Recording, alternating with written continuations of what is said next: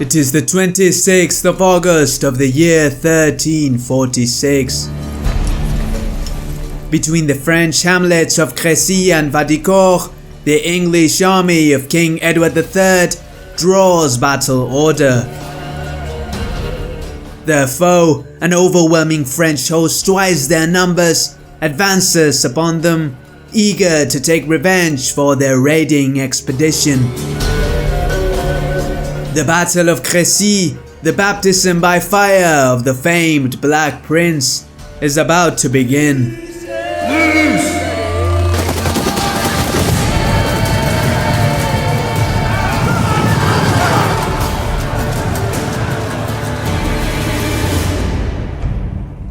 Since the Norman conquest of 1066, English monarchs held titles within France as vassals of the French king. In 1337, the disputes over these territories led to the outbreak of a conflict between King Edward III of England and King Philippe VI of France. This conflict would come to be known as the 100 Years' War. After a devastating expedition into French territory, Edward III's veteran English army finally met Philippe VI's massive French host.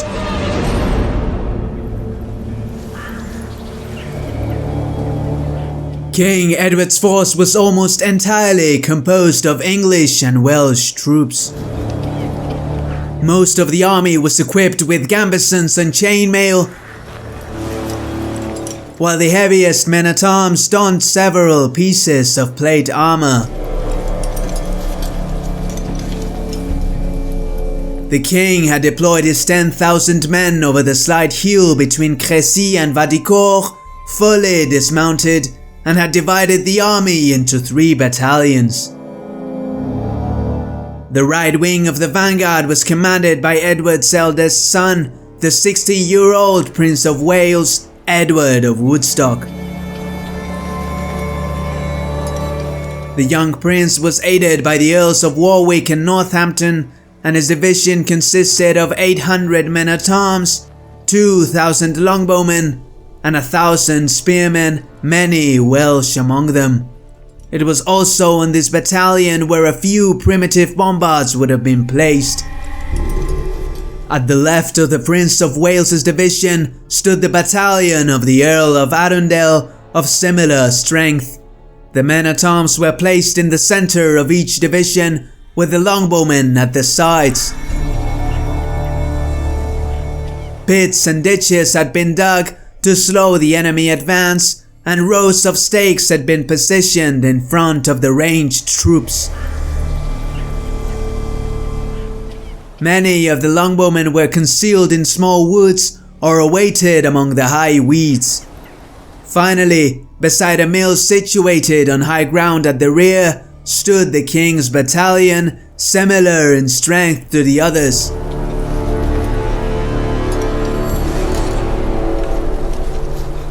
King Edward had arranged reserves of arrows close to his division, so the longbowmen in the front ranks could be resupplied with ease. He was the general commander of the army, but he had granted ample authority to his son. That day was the Prince of Wales's baptism by fire.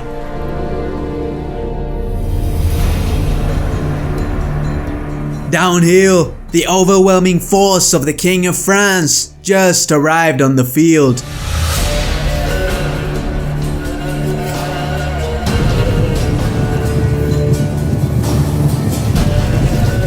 Unlike the English, who had chosen the site of battle and spent the previous hours resting and preparing for the clash, the French appearance was preceded by a long, tiring hike, and as they were in marching formation, they didn't enjoy the cohesion the English did.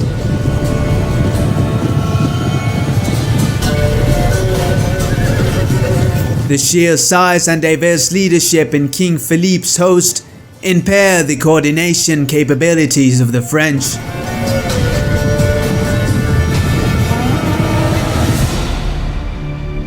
However it may be, the King of France immediately arranged his battle order.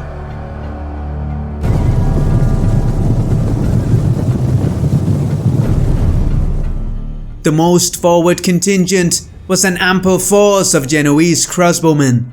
Though renowned for their worth in battle, the Italian mercenaries had left their precious pavis shields in the baggage train and had been forced into the vanguard without them. Behind the Genoese stood the main French battalion, a fearsome force made up entirely of mounted knights eager to fight the enemy.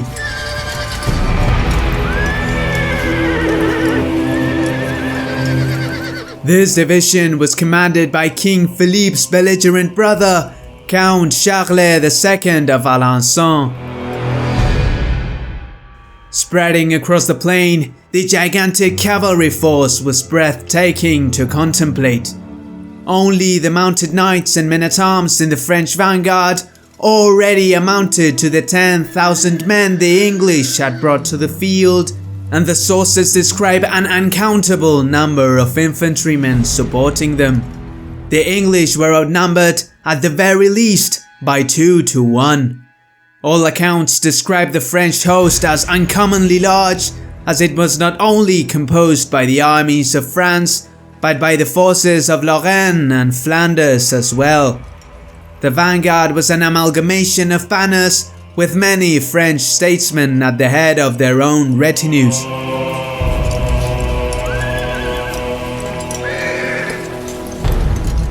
The left wing of the vanguard was led by the blind king of Bohemia, John of Luxembourg, who had allied himself with the French king.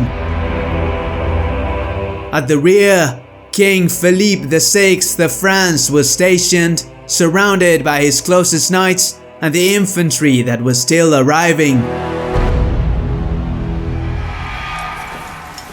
The king was aware that his troops had just completed a 12-mile march, and a significant portion of his footmen had yet to arrive for battle, so the hostilities were initially postponed for the following day. However, perhaps pressured to attack by his eager subordinates, and in order to avoid having his honor questioned, Philippe changed his mind. In the early afternoon of the 26th of August, 1346, the Battle of Crécy would take place. The advance of the Genoese vanguard was initiated. The French king intended to soften the enemy with projectiles and then hit them hard with the cavalry.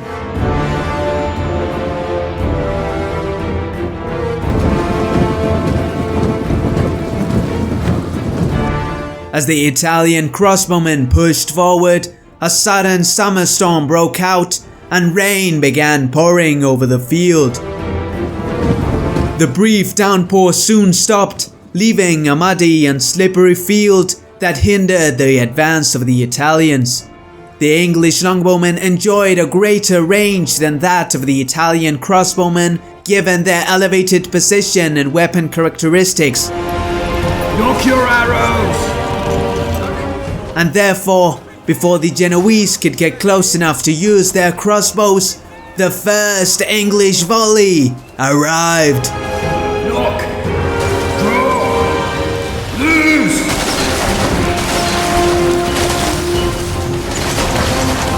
Kill them all, men! Thousands of arrows filled the air, peppering the line of unprotected crossbowmen.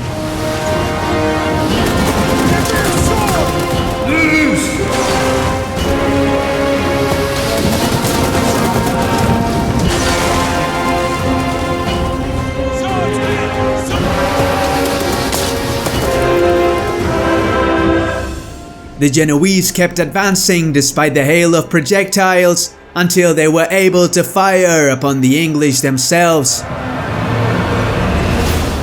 Not only was the range of the English longbow superior, but so was its rate of fire. According to modern estimations, the longbowmen were able to release at least 3 arrows in the time it took a crossbowman to fire a single bolt.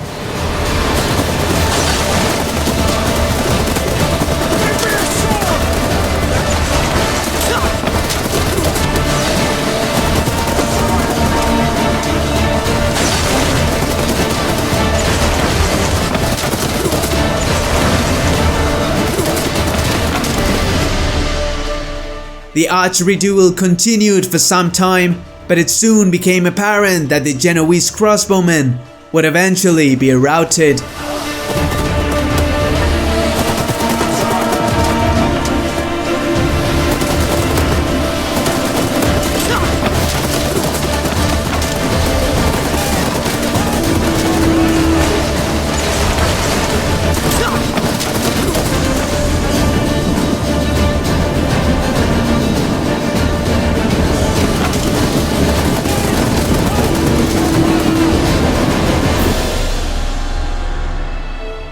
After a long duel of projectiles and with great losses, the Italians began falling back.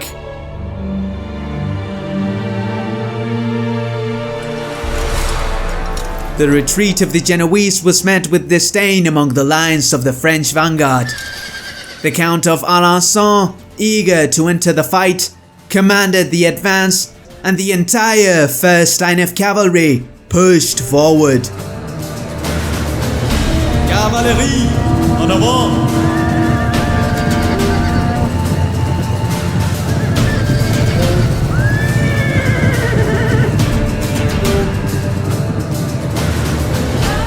As the French cavalry gained momentum and the tide of flesh and steel loomed over the retreating Genoese, the Count of Alençon angrily shouted, Piétinons cette racaille qui bloque notre avancée!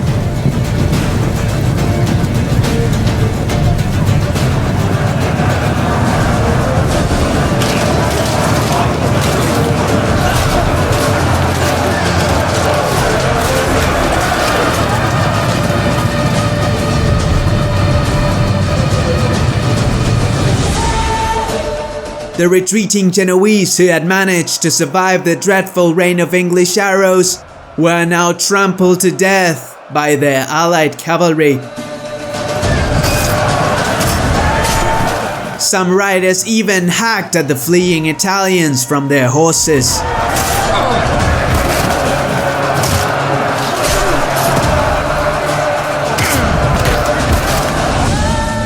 While the French cavalry was slowed by the killing of their allies, the Prince of Wales dismounted.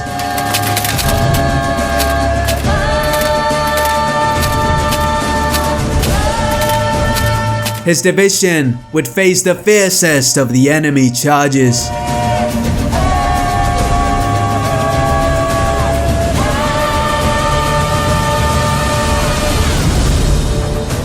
As soon as the approaching cavalry was in range, the English longbowmen rained death on the enemy horsemen.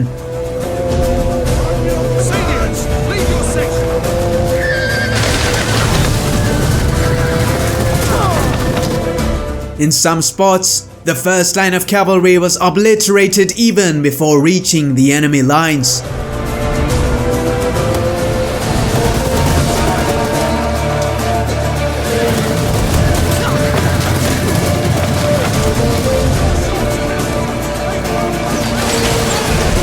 Eventually, the weakened French knights reached the English infantry.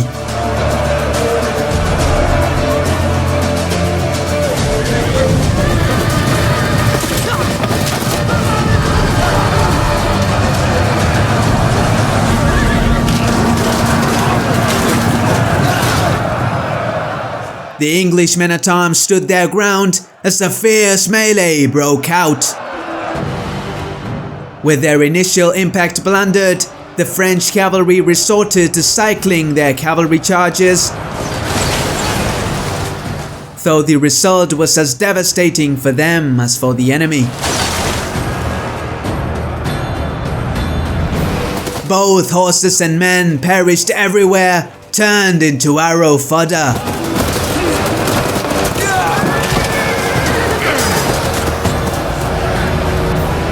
All along the battle line, French men-at-arms were unceremoniously unsaddled from their horses and slashed, stabbed, or blundered to death.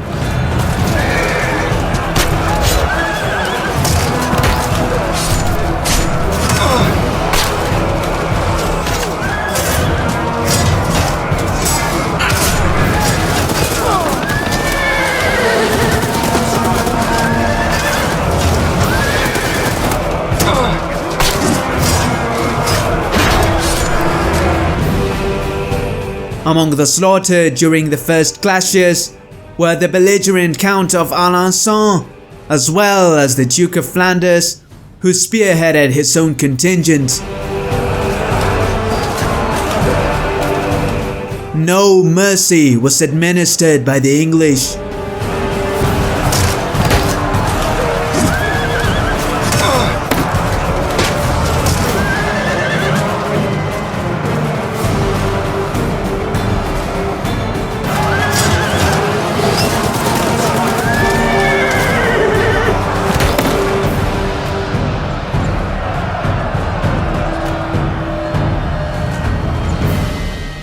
Both the Earl of Arundel's and the Black Prince's divisions fended off well against the initial assaults.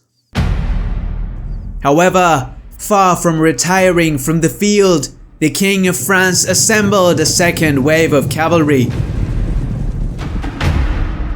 While the losses on the French side had been devastating, Philippe decided that he had gone too far to back down. If there was a chance for victory, he would do anything in his power to seize it. The second wave of cavalry was spearheaded by the King of France himself. This time, a Bohemian contingent under John the Blind's son, Charles IV, would take on the Black Prince's division.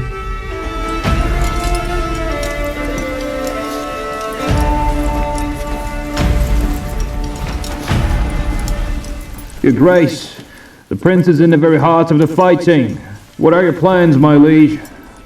I shan't deprive my son of his glory. This is his day. Let the boy win his spurs.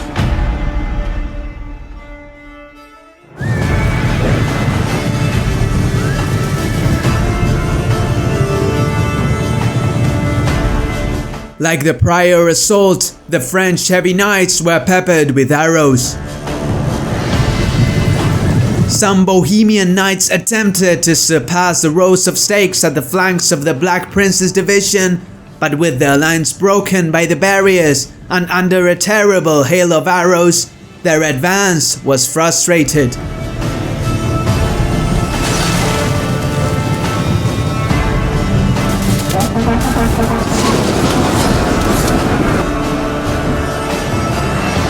The knights of the French king finally met the English line, and the carnage resumed.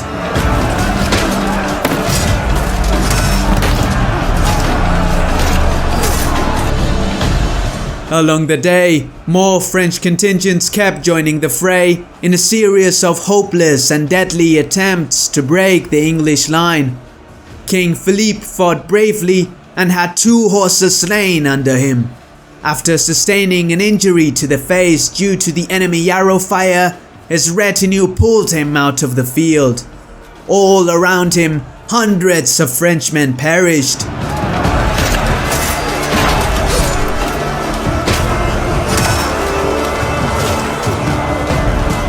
On the French right flank, the valiant Duke of Lorraine had been slain against the infantry of the Earl of Arundel, and the death of the Count of Blois soon followed.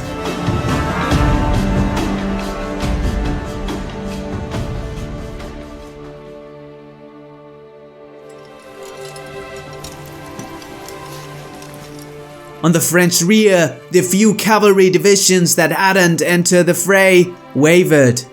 Among these knights remained the King of Bohemia, John the Blind, surrounded by his retinue. Pane králi, bitva je ztracena, měli bychom se stáhnout. Toho Bohdá nebude, aby český král z boje utíkal. Pánové, jste dnes všichni mými přáteli a bratry ve zbraní. Proto vás žádám, jelikož sám jsem slepý. Veďte mne tak daleko do bitevní vřavy, abych nepřátelé na dosah meče měl. Indeed, the knights of the Bohemian king tied his bridles to theirs and pushed forward. Despite the rain of arrows and his lack of sight, the Czech king crashed into the English infantry in a last show of bravery. Postupujte vpřed! Kupředu, rytíři!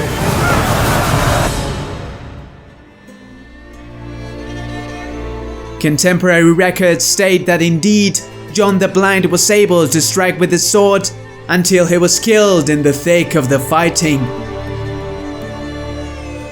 And thus, King John the Blind of Bohemia fell in battle.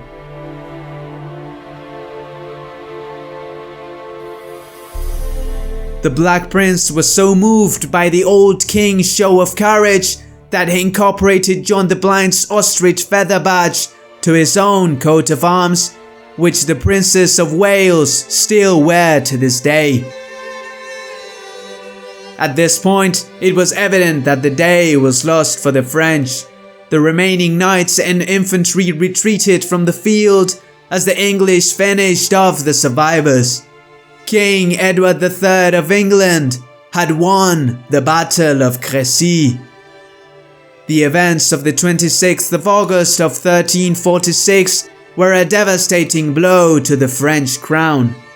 The massacre had claimed the lives of 1,500 noblemen, among them the Count of Alençon, the Count of Flanders, the Duke of Lorraine, the Count of Blois, and the Admiral of France.